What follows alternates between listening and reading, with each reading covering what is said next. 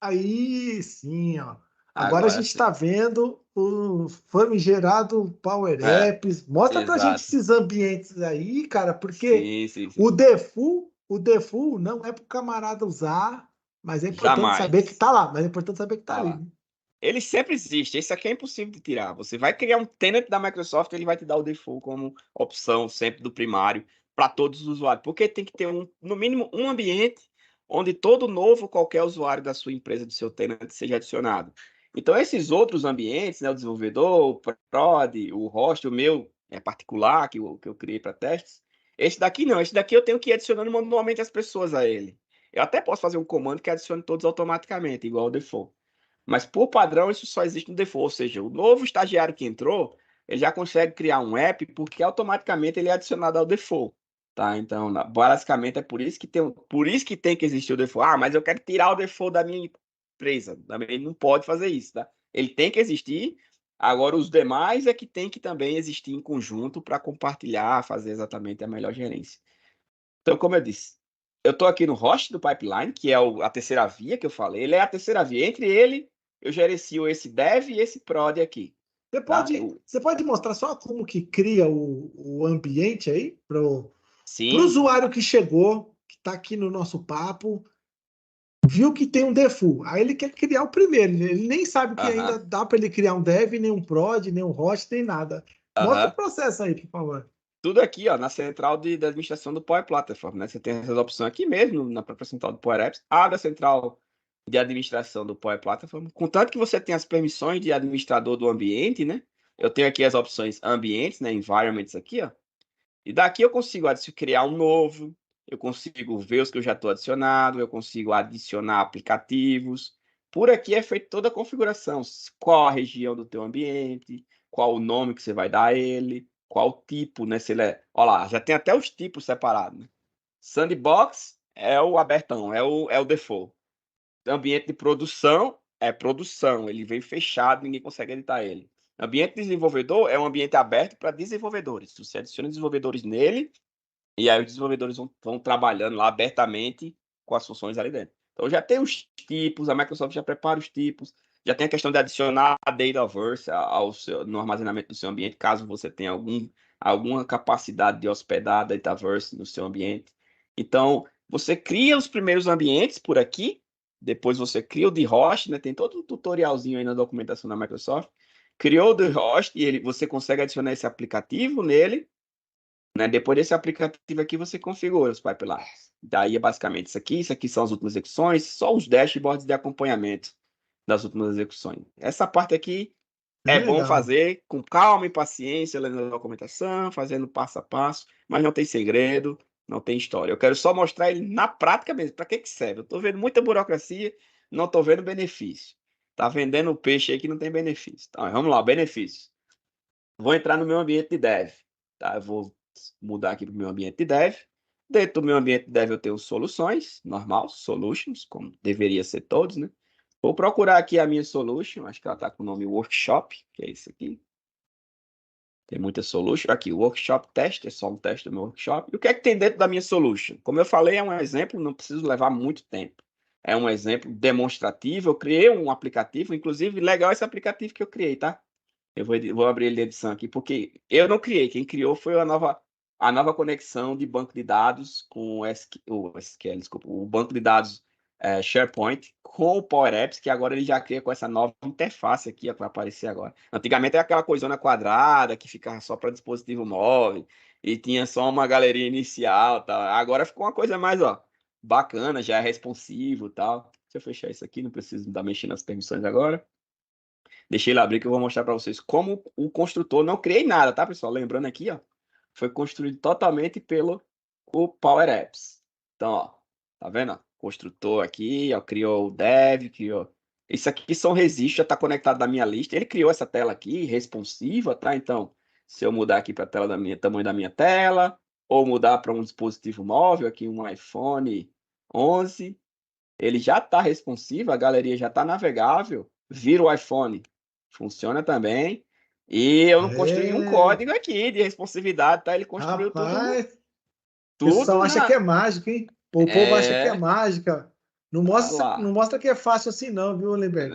Ele criou tudo em container, tudo responsivo. Então, ó, vou dica para quem está aí assistindo até agora no chat também. Construa sua primeira tela aqui com o construtor do Power Apps.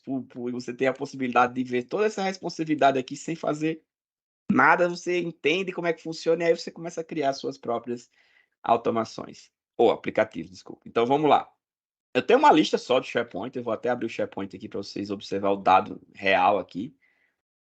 Eu tenho esse pipeline, eu tenho aqui o ambiente, o nome tem só um campo de texto e um ambiente, que vai ter dev, QA é produção. Então, toda vez que eu crio um registro aqui, ele vai lá para o meu SharePoint, nada demais, todo mundo sabe fazer um aplicativo de criar. Então, eu posso criar aqui meu pipeline, camarada, e aqui dizer que é do meu ambiente de dev. E salvar e pronto, já vai estar lá dentro do meu SharePoint. Nada de novo aqui, tudo tranquilo. Ele vai aparecer aqui dentro do meu SharePoint. Então, ok, ele está interligado com esse SharePoint que está com o nome de desenvolvimento, né? Dev, apareceu aqui, tá vendo? Normal. Só que também eu tenho um SharePoint de produção, tá? Aí é que vem o segredo da história. Mas peraí, você tem um de produção e tem um de desenvolvimento. Eu entendi, porque o certo seria construir os dois SharePoints, um para produção e um para desenvolvimento. Um é o espelho do outro. Um é exatamente igual ao outro. Inclusive, as listas são iguais, os campos são iguais, né, os sites são idênticos, né? Não tem layout nenhum, os sites são padrão do SharePoint, mas o que importa é que a minha lista está na mesma estrutura, é a mesma lista em sites diferentes. Você pode ver aqui o link é produção e aqui o link é dev. Por que eu faço isso? Porque isso deveria ser feito nas empresas. Você tem uma galera que trabalha com SharePoint, com base de dados, que é muito comum, tem esse SharePoint em produção somente para o pessoal trabalhar em produção. Vai fazer os seus testes, cria um SharePoint de desenvolvimento como cópia do original e trabalhe dentro dessa cópia no seu ambiente de desenvolvimento, tá? Então, tudo que você cria aqui, exclui, edita, faz rotina, faz automação, você faz dentro, setado para o ambiente de desenvolvimento, tá? Então, simplesmente para isso. Então, vamos fazer o seguinte. Aí, Lemberg, uma pergunta, né?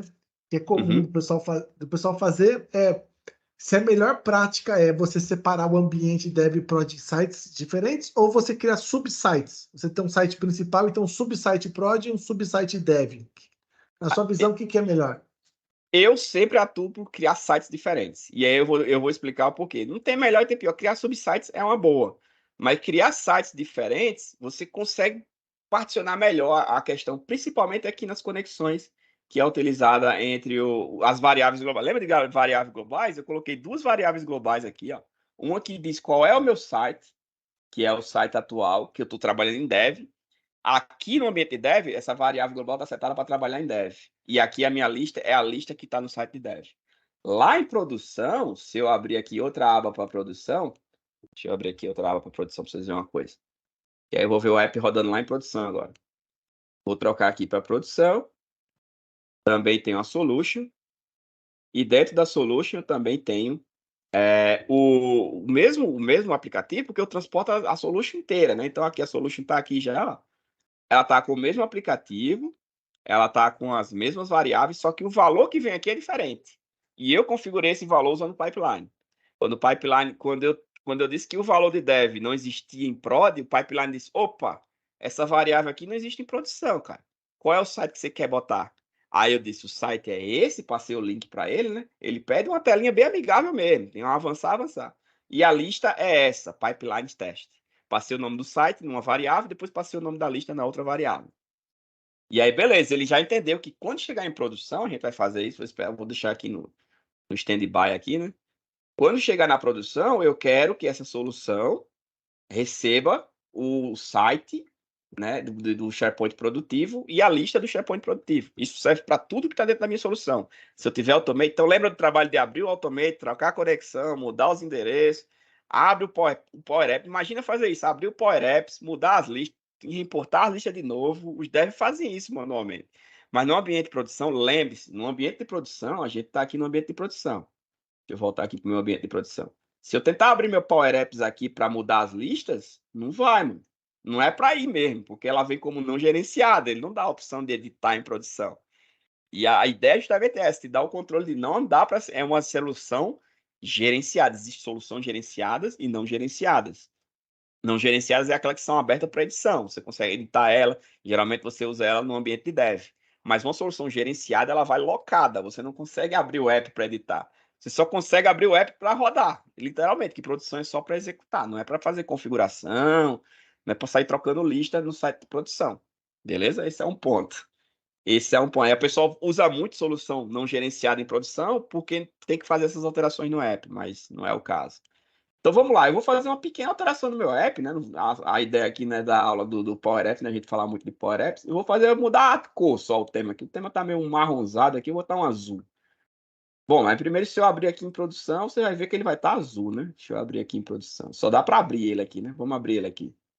Ele vai estar aquela cor lá, o marrom café lá, né? Mas já está setando para o SharePoint de produção. Tá vendo? É legal que ele já está com os dados de produção, mas ele tá a mesma cor, lá tá um marrom, eu vou fechar e vou fazer o pipeline agora rodar. E agora eu troquei ele para azul. Você pode Opa, mudar o texto também, só para ficar pode. pra gente Vamos ver? botar. Vamos Coloca aí, botar camarada. Coloca o texto camarada aí. isso. Só a cor para camarada. Aí. Pronto. Pipeline teste, camarada. Então tá lá, vamos salvar. Vamos publicar isso aqui, para ele poder pegar a última versão publicada, o pipeline, e aí vamos levar isso para produção. Estou fazendo isso tô fazendo isso em dev, né? Vocês Em podem ver, eu dev, estou aqui em dev, né? Que é onde eu tenho publicou. onde eu tenho que fazer minhas alterações, independente de qual elas são, adição de novas telas, etc. E depois daqui feito, aí eu mando para produção ele bonitinho, fechadinho o pacote e ninguém mexe. É mandar a caixinha fechada para produção sem alterações. Então vou voltar aqui, né? Já publicou, eu acho. Posso voltar. E agora sim, pode sair. E agora sim, deixa eu ir aqui na Solution. Esse é Eu o vou na. momento que todos Tá vendo esperavam. esse foguetinho aqui? Ninguém nunca perguntou Aí. esse foguetinho o que era, né? Para ré, né? Não dá. Foguete não dá ré, tá aqui, ó. Pipelines. Já está implantado em todos os ambientes, como eu disse. Então, eu vou selecionar o pipeline. Aí ele vai me perguntar, ok, para você usar seu pipeline, diga qual que você já tem que estar configurado. Lembra daquela fase de configuração? Qual é o destino? Qual é a origem? Eu fiz tudo isso lá naquele aplicativozinho lá do Dynamics. Então eu criei esse pipeline dev para produção. Tem um histórico aqui de quantas vezes eu já executei. Aqui eu só preciso fazer o quê? Deploy here. Ou seja, ele vai sair daqui do dev para aqui para o prod. Cliquei aqui. Ele vai. Lembra a parte de pré-validação das conexões? É agora. Ele pré-valida, vê se tem conector, vê se está faltando a variável no lado de lá para você configurar a variável. Lembra, a variável lá já existe e ela já foi configurada com o SharePoint de produção. Mas se ela não existisse, ele ia me pedir o site e a lista de produção aqui nesse momento. Eu posso agendar um deploy. Quem nunca disse? É o seguinte, cara, o aplicativo é crucial, você só pode parar ele à meia-noite. Então, então o dev tem que acordar, ficar acordado de meia-noite para fazer deploy. Não, agora você pode agendar um data hora e fazer agendado o deploy, tá bom? Então vou dar um next aqui, ó. Lembra do avançar, avançar? Next, ele está validando as conexões. Opa, esqueceu alguma coisa aqui. O que é que ele está feito? O que é que ele mudou nesse app? O que é que foi alterado nessa solução? Ele está fazendo um versionamento interno, validando tudo. Se alguma coisa que ele encontrar aqui estiver fora do roteiro, tipo, opa, cara, tu colocou uma variável que está sem valor. Qual o valor dessa variável? Inclusive as notas aqui, né? Eu posso, tipo, descrever o que foi que eu fiz.